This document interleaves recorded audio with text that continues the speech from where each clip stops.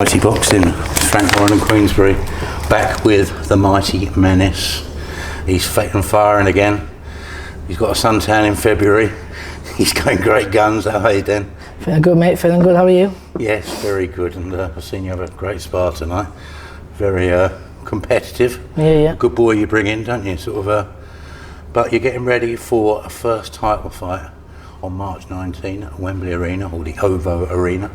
What can you tell us about it? It's a Tanzanian called Tondu, isn't it? Yeah. I ain't watched too much of him. I know he's never been stopped before. I know it's probably the first time he's going to be stopped. Absolutely. Now, looking back on your last fight, it was noticeable. You were promising to bring back the old Menace and become more aggressive and everything else. Al was sort of going to take off the shackles. And those first few rounds, you were spiteful, you were vicious, you were pivoting everywhere. And obviously you looked like you were going to take him out, but you sustained a nasty injury and had to sort of work your way through the fight. Yeah. How bad was that? Yeah, it was bad. My hand swelled up in the glove as well. But that's what champions do. We get through things out there. That's only minor to me, do you know what I mean? So I think I caught his elbow and I done bad damage to my hand. But I still bashed him up on every single round. Nearly had him gone a few times. He's just a tough cookie, wasn't he? He was, but you must have been happy with that first few rounds until the hand went, weren't you? Yeah, I was happy. Listen, I knew my hand that stopped me from even stopping him. If you watch all my fights back, I've had 11 fights so far. I know 11 opponents. I've either wobbled them, I've either hurt them, and they've barely survived, every single one of them. So I must have dynamite in both hands. And also, every opponent but Al and the others are selecting for you. They're trying to make life difficult, and it's all the give you rounds type thing. They're not actually giving you people to knock over, are they? No, exactly not. But listen, you keep getting them bowl overs, and you ain't going nowhere, are you, really? So when you have to step up in class, you might come unstuck. So get them tough guys, them tough people who stab on longer in their countries. It's good because they give you the rounds. Last year, it probably wasn't as prolific as you've had in previous years, but would it be fair to say that it was a tough year for you with illness and your hand injury and a couple of personal heartbreak here and there? Yeah. Was it probably the worst year going for you? Yeah, probably the worst year of my life, if I'm honest with you. But listen, we got through my last fight, still got the W, still made my friend proud. And this fight now, I'm coming bad intentions, I'm coming for the knockouts. This year, I'm announcing myself in the bantamweight scene. I was literally, they all know who that is. They all know who number one is. Trust me, I'm going to show them. I'm going to show them all very soon. Just sort of telling, your young self, but if you can come through a year like that and come out strong at the end with a win, does it sort of tell you that you've got that mental strength to come through anything? Listen, I've sparred world champions, European champions, I've sparred a lot, British champions, and to be honest with you, listen, the type of killer I can adapt to any style at all. I know I can beat every fighter in the division, the bantamweight division, especially in England. I'll give myself 12 months' time and I'll be on that world stage, probably fighting for the world titles. I'm very, very confident. I know the only person that can beat me is me. So keep me ahead in the game. And I'm only a young kid, I'm 21 years of age. I'm excelling and I'm getting better and better, and even in the gym I'm getting better and better. I'm getting stronger, I'm getting physical strength now as well. So this year I really am going to show who the Daddy Mac is. I can't believe you've turned 21 already. Yeah. That's the crazy thing. But I mean, I know it's corny, but from what you're just saying, is this year where strap season comes into play? Strap season comes in big time, honestly, big time. After this fight here now, I want to step up in class big time. I can't get no opponents to fight me for non-big titles, and no English opponents want to fight me. We've tried about 15, 16 opponents in England. Super bantamweight, super flyweight, all of them. We've tried loads of them, so none of them want to fight me. They know they're going to lose, but they want to get paid for a few quid if they're going to lose, don't they? Or they want to at least have a title on the line, because they ain't going to fight me for nothing, are they? So, which I can't blame in either way, because I know that Dennis the Menace is coming. I'm coming with a big bang this year. I'm telling you, I really am. It's quite noticeable. Coming from all.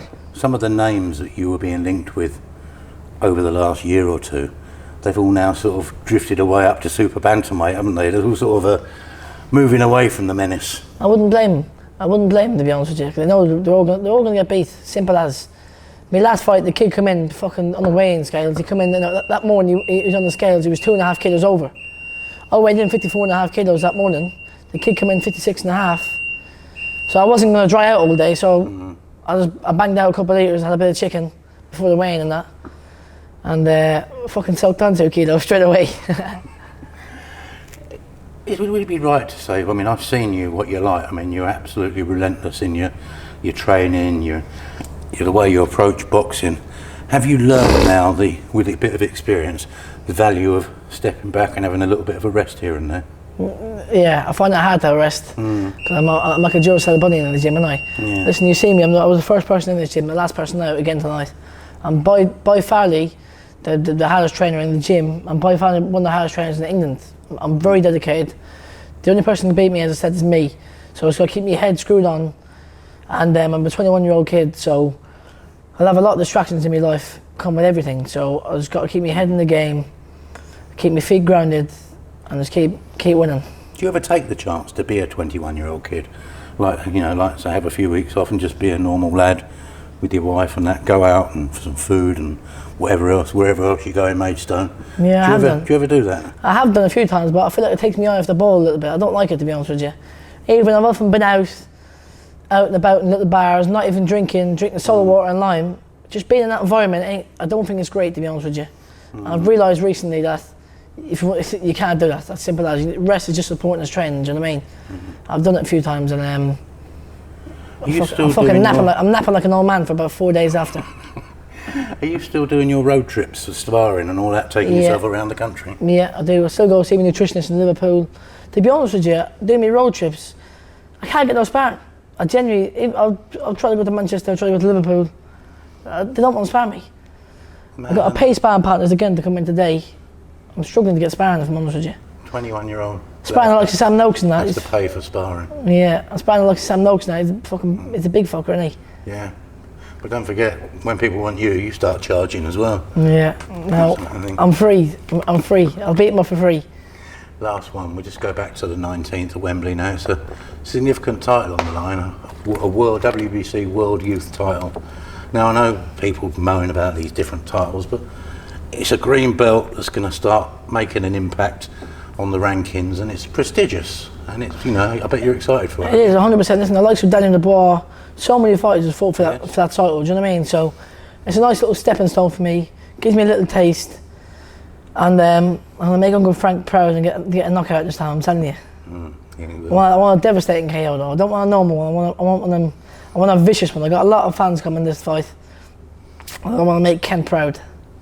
Absolutely. And I want to make you UK proud as well. But also you've got another little secret intention, haven't you? You want to do a quick work on it, because there's another little card you fancy getting on, isn't there? So. Yeah. If I get the knockout, come out with no injuries, which I won't, no hand injuries and stuff like that. Hopefully Uncle Frank gets me in the big one. I'll give him a big hug after the fight. Yeah. Say, come on Frank, you know you want to. Dennis, it's been great catching up. Great to see you with your suntan. And it looks good though, Rich. It looks good, then I don't like. You look healthy, mate. For this time of year, we're all walking around pasty. Well done, mate. Cheers, mate.